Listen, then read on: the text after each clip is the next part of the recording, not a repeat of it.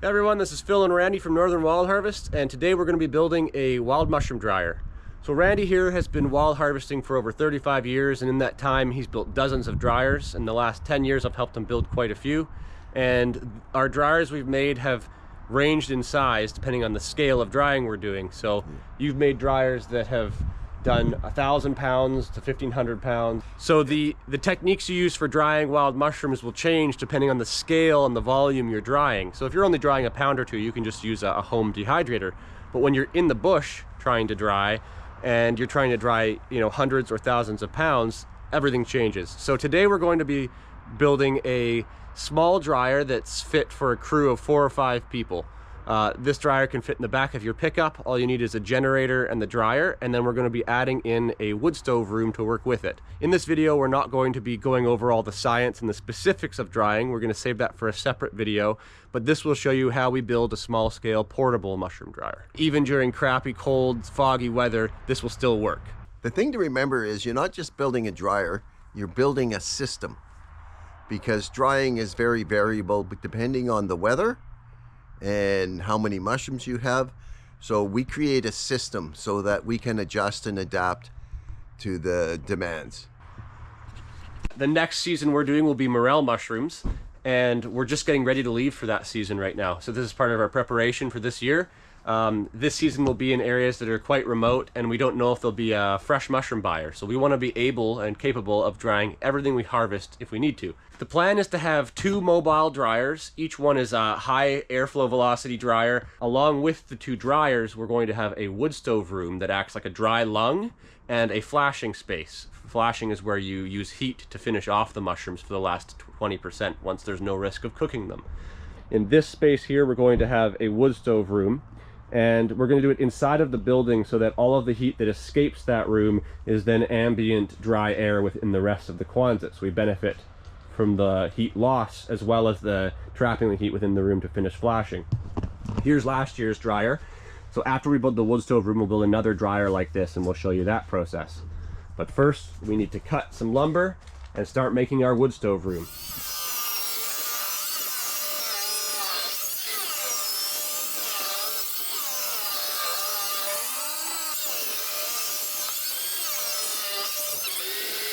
So our first step was to cut a bunch of 2x4s into 2x2 lumber.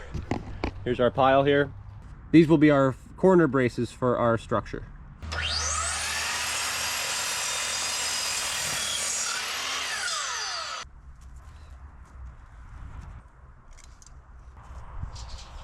This will be our back wall, and our wood stove will go here.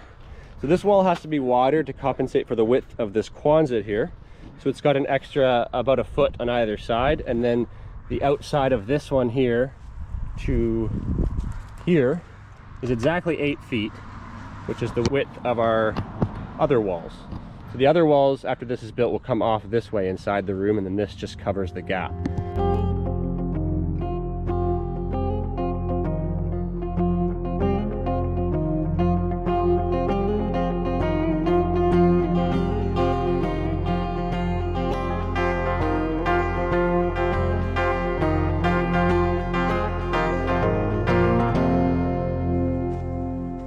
So this is our back wall. Tomorrow when we assemble this inside of the tent here, we'll cut a hole right here, and the wood stove pipe will come out of that.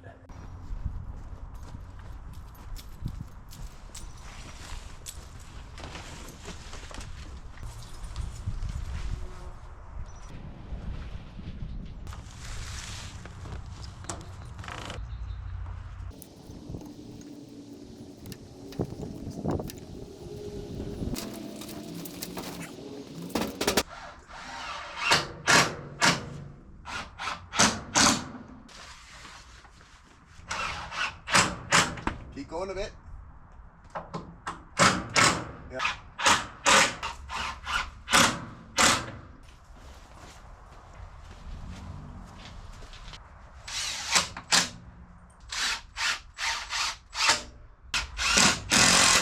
So here's our building within a building. So we still need to put on our rafters, put in our wood stove and flash our rest of our flashing, and then put our roll-up door on here. So that's the next step.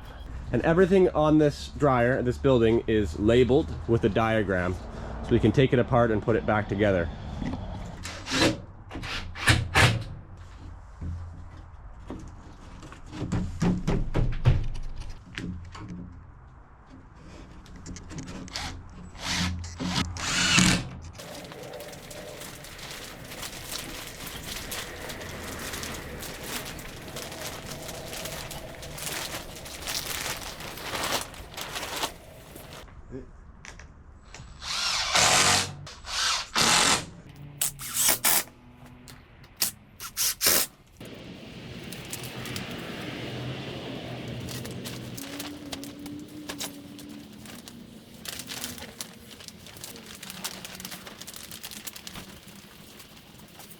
There you go. Weird how that Door is open. So in case it gets really windy, we're going to rebar this back wall here into the ground.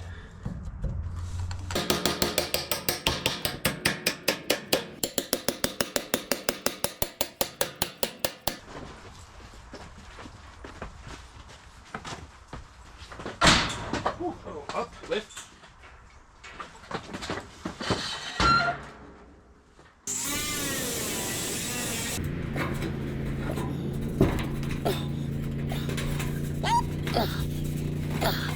Finding any mushrooms in there?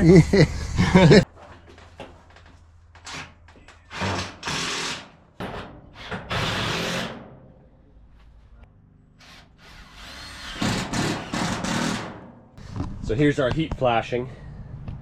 So this will help direct the heat up to our flashing rack, which will end up sitting around here. It's gonna be a massive rack this year.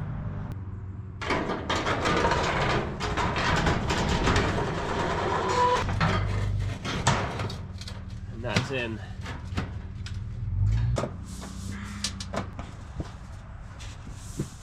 Beauty, eh?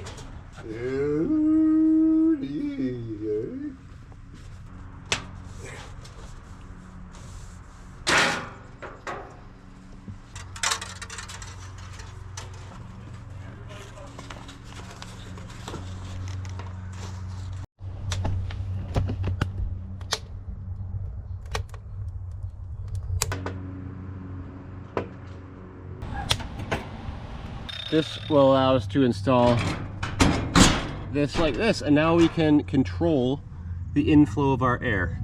And the air has to come in through the building when we pull from our dryers and come right past the wood stove this way. All the air will get sucked in either side across the sides of the wood stove, right in the middle height of the wood stove, and that'll burn off as much moisture as we can possibly burn off.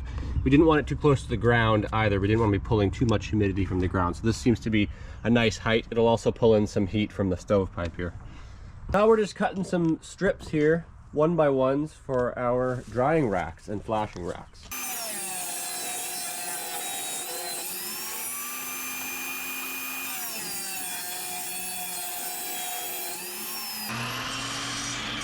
We need a total of 10 racks. So we've pre-cut all of our pieces here. These will be the corner braces, and then we've got the lathing for underneath, and then the main 1x1 rack framing. The lathing will help hold the hardware cloth. So now we've got to cut this hardware cloth here. The mushrooms will sit on this so airflow can come through.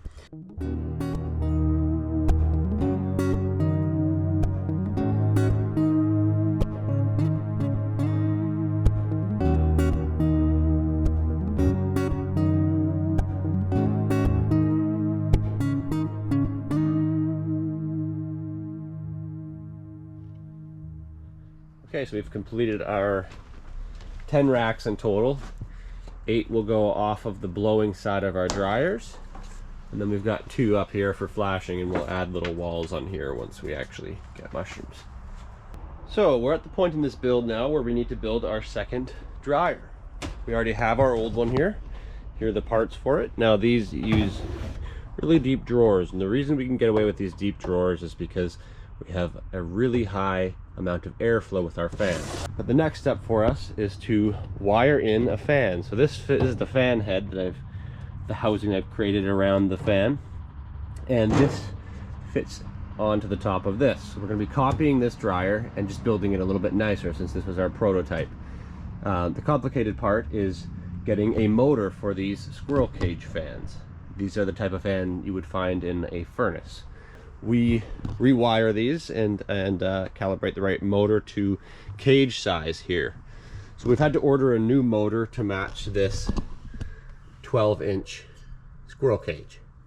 We like to pull our air through our dryer and then also take advantage of the blowing on the other side. So if you picture your fan as sitting in the middle, you have airflow on both sides of that fan. You have the air movement from pulling, and you have the air movement from pushing. And we like to use both, because it's the same amount of electricity, so you might as well use both. The benefit of this is that we can adjust how it's set up for the type of mushroom we're drying. So the way you dry morels in an ideal setting is quite different from how you would dry, say, porcini mushrooms or lobster mushrooms or pine mushrooms. And I'll get into that in our how to dry mushroom video. So right now we'll be setting it up for drying morels, but we could very easily adjust a few things and cater it for pine mushrooms. So if you're gonna try something like this yourself, definitely recommend talking to an electrician first. We're gonna be using this 3-stage switch here. So it's got an on, an off, and then the low speed. So we're just gonna go with 2 speeds, even though it is a 4-speed motor. We don't need all 4 speeds. So I'm just cutting a custom plate that will sit on here, and that'll screw in. And then we've got our grounding wire can go to this, and then this can get mounted in the center there, like that.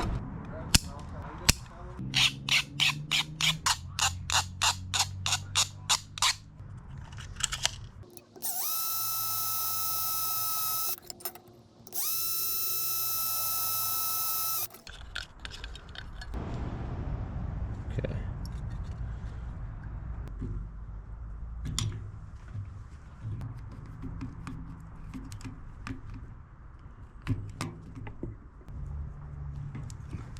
Right now it's in the off position on the toggle switch here.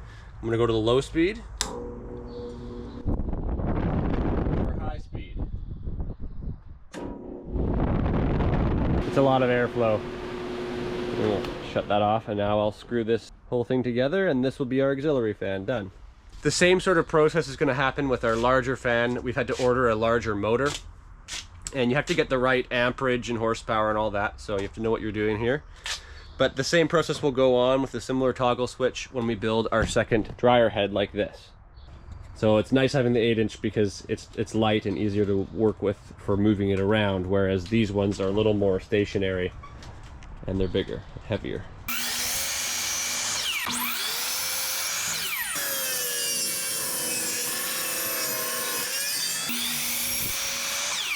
So we're gonna wood glue everything on this dryer now for the main drying unit so that everything's sealed.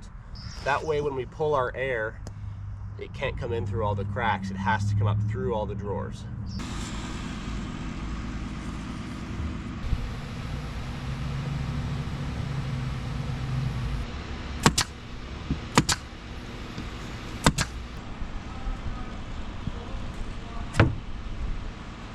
So the interior of our main drying section is complete.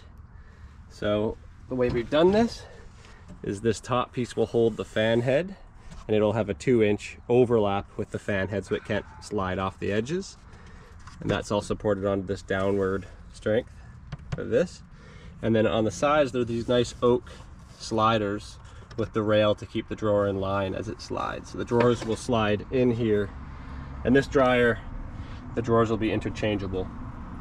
Bit of a delay for us here, so while we're waiting for that new motor to come in, we traveled south a little ways and went and harvested nettles. So you'll see that next week on our channel here. But we are going to be drying those nettles, so we're going to be having some nettles loaded into this room. You'll see them in the background through the rest of this video. You'll see a more in-depth look at that next week. But right now, we're going to be building our drawers and our new intake box. That's what's next. Here's our completed intake chamber here. So the ducting will get attached to this, and this can come off during transport because our big thing is space while transporting is vital. And so this just hooks in with these tabs. They're easy to take on and off here. Nice, perfect. Just like that. So the body of our new dryer here has just worked out beautifully. We've added this nice metal to the bottom of the door and these handles here. So there's a handle on either side. So it just goes on like that and it seals right up. And the way the door works is in the bottom here, there's 2 holes drilled through this steel. We can take this door off out of our way in a tight space like this, and it doesn't have to like swing open on hinges and get in our way. This way we can remove it, get it out of the way while we're working, and then put it back on. Like that. And it shuts. Our 4 drawers are now done, and we're going to see if they're interchangeable.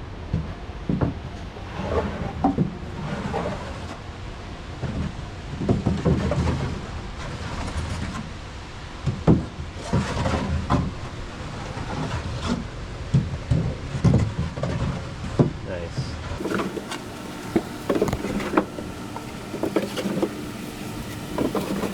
Each drawer can hold 25 pounds of morels. And then for the other species of mushrooms, we can create another rack and insert it on halfway just to divide up the weight for like sliced mushrooms, such as sliced pine mushrooms or porcini. And the door can go on. And it's set so that these button handles here are inset so they don't interfere with the door. And what you see here, the trick to this, since we're pulling air, and you look through here, there are no air gaps. The only place the air can come is through these racks. It can't sneak around the sides here because there's an air blocker with no cracks and it's all glued. Done. Next step is to build the fan head.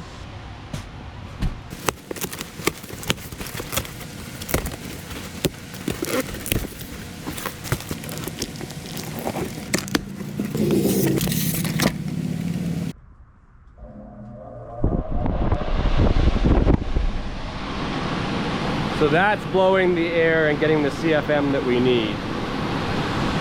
We've got the box for our fan head here. Now we're going to see if we can get our fan into here. I think we've measured it all correctly.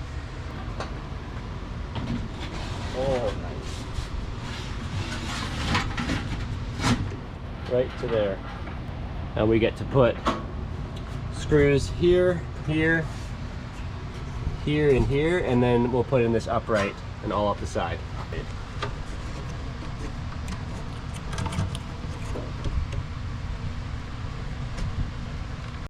So our box is all wired up, same as the fan we did earlier in the video, basically.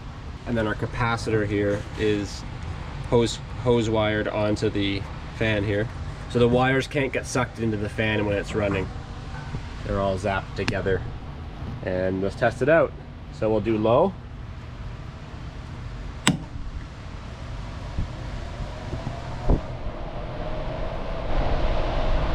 then we'll try high.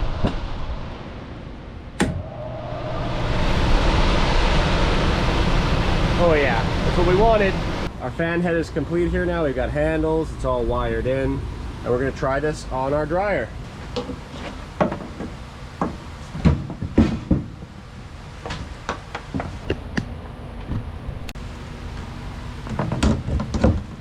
Here's our two dryers sitting next to each other. Each one of these is 100 pounds of fresh morels. And then we can extend that with the blowing at the front.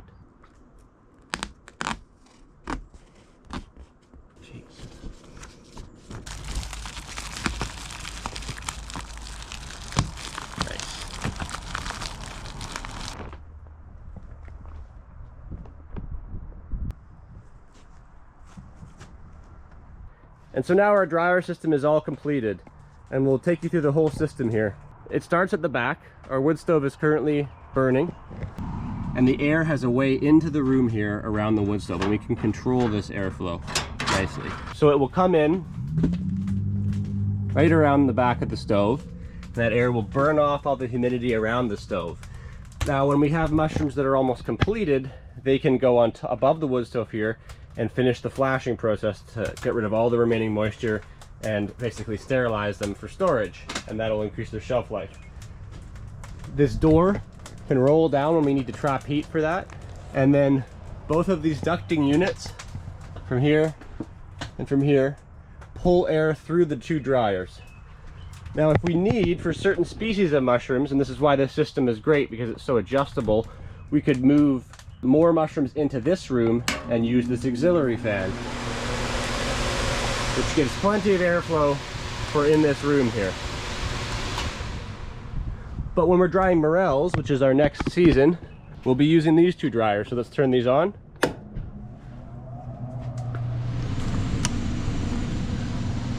So they're both pulling all the remaining ambient hot dry air out of the room. Now the fan does cool it down a fair bit, but that's okay because you really just want the dry air for the starting of the drying. If you add heat too early, you will lower the quality of your dried product, which we'll explain that in our drying video dedicated to mushroom drying. So the air is basically coming from the wood stove room up high, through this ducting, down like this, into the bottom of the dryer, then it comes up through the dryer, and then it gets ejected out this way. We can fit 100 pounds of morels in here. has to have even pulled air. And then it gets ejected out the other side, and you have all this blowing air for extra racks and overflow on this side. So again, this system isn't as convenient or mobile as a trailer unit, but the benefit of this system is we can adjust to what we're drying, which is a little more work, but if you're there for a longer season, that extra work can be well worth it. Hope you enjoyed this look into how we dry mushrooms for our individual crew of 4 or 5 people. See you next time.